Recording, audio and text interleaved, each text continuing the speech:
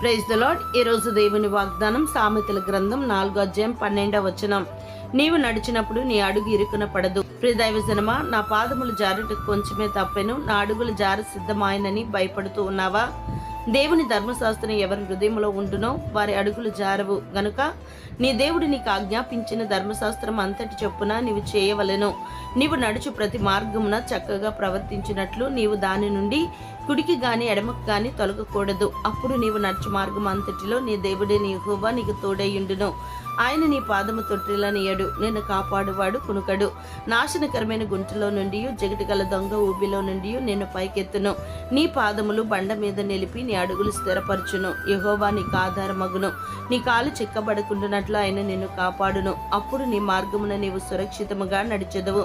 నీ పాదము ఎప్పుడునూ తొట్టిల్లదు. దేవుడు మిమ్మను దీవించునుగాక. ఆమేన్.